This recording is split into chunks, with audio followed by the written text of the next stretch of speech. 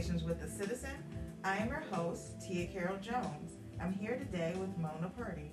Mona is the founder and president of Share Your Souls. Welcome to the show. Thank you for having me. Thank you for being here. Tell us a little bit about yourself. Well, I'm a grandma, I'm a mom, and I'm a philanthropist. Great. So you said that your life drastically changed in April 1999. What made you want to participate in a half marathon in Guatemala? Yeah, it's a loaded question.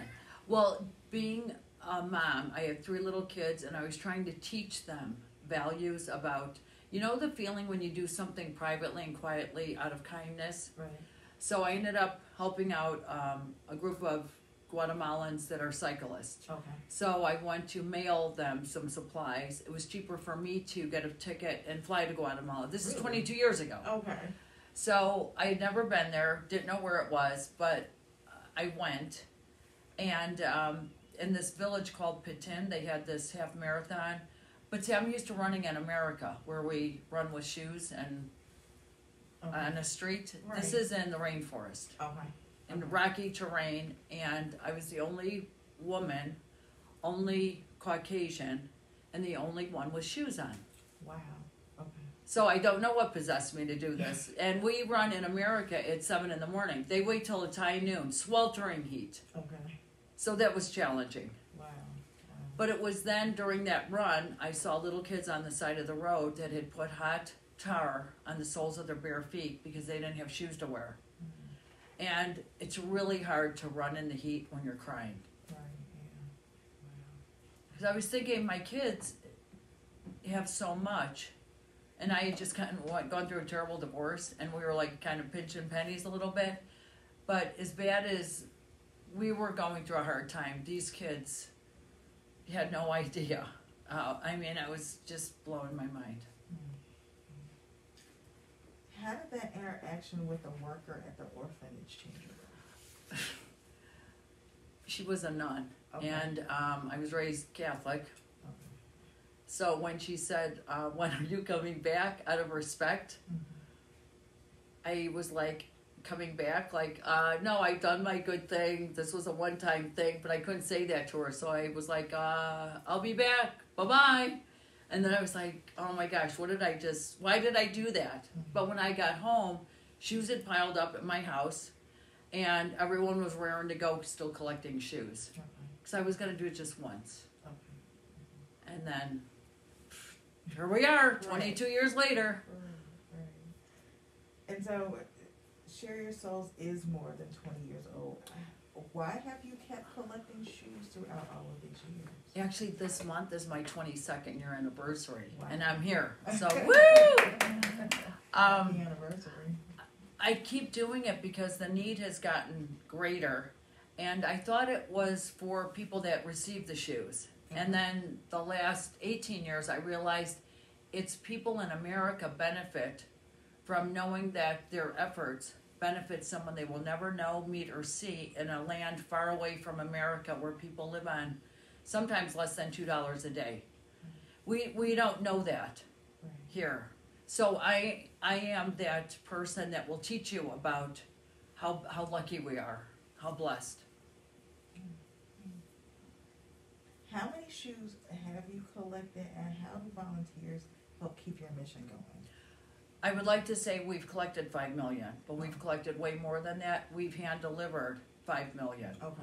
We sadly get rid of a good half of what we collect.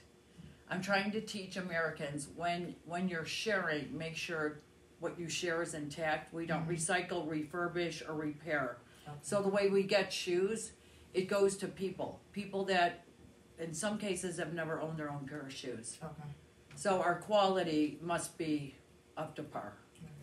And so can you talk about that process, about Sure. how you collect shoes? Sure. I used to, well, I'm kind of outgoing, which really you have to be outgoing because people think when they see me, oh my gosh, she's going to ask me for my shoes. At first, I wanted shoes, no donations, but I realized we could do more when we have monetary donations. Like our shipping, say one container from here to Uganda, Africa, at the end of the day cost me $20,000. And everyone says to me, well, Liz, don't you get everything donated? On a great day, we don't need to give shoes to anyone in need because no one is in need of shoes, but it's not a perfect day. People have no shoes, no resources where our shoes go. So, right, we have sent shoes to 40 locations around the world. And that's my biggest challenge is getting funding. So we get the shoes and then they get sanitized. We used to take them to local laundromats because they can handle the weight of shoes. Now we don't have the facilities for that, so we disinfect them with spray. And then we buy double corrugated boxes because where the shoes travel, people use the boxes for flooring, for beds, for storage, for roofing. I mean, who would think? Yeah. And so, can you talk about some of the places you donated shoes? You talked about Uganda, you talked Sure. about Guatemala. We've shipped to 12 locations in Africa, which is my baby. So we dropped anchor several years ago. I built a library there and I dedicated it to my adopted mom. She had left me some money and I thought, God, I always get emotional telling this. And I tell this story 100 times. I named it the Elsa Bandy Reading and Literacy Center. And it's in a refugee settlement in Naki Valley. And then next to it is a little guest house. So refugees from Sudan, Somalia, Burundi, Kenya can all benefit from that location. So instead of going to those individual countries, I get hit 10 birds with one location. And then Haiti's my baby. Haiti is my baby. We have taken shoes to Guatemala, Honduras, El Salvador, Nicaragua. But I have my favorites. You want me to tell you my favorites? Sure, what are your favorites? My favorites are Haiti. Just love. Uganda, of course. I love Kenya, Cameroon, Ghana. I love Ghana because everyone gets along. You'll see a Muslim, a Christian, and a tribesman. And they all pick me up at the airport, and they're all buddies. Then I'll go to other countries where they're rivals. So I like Ghana because it's like happy and lots of love. I've heard people say great things about Ghana. It's love. It's just great. Your warehouse is in the Pluma community. What are some of the ways that you give back to your local community? I have a great facility and a location for families to come. You know, for families to do something together that they all agree upon nowadays. I've got grandkids and three of them. One wants to go there, one wants to go here. But this is a place where you can come as a family and work side by side, a mother with her children, a father with his grandparents. And it's a bonding thing because we constantly think of how blessed we are and how it feels to do something for someone that needs just a pair of shoes. How has COVID-19 changed the way you collect and distribute shoes around the world? Well, we have been closed since last March, and we just opened up again this month. So, if that answers your question, yeah. You know, we were kind of like wiggy about getting shoes from a household, and you know, they cross-contamination things. So now we've cut back on our drop sites, and now we're encouraging people to not rid out their basements. We don't want those shoes. We want the good shoes. And we ask, give us your kids' shoes or your shoes before they're beat to death so someone can walk in them. And one of our taglines is, we can't walk in their shoes, let them walk in ours. And we can do that here. So where can people go to find out more about Share Your Souls?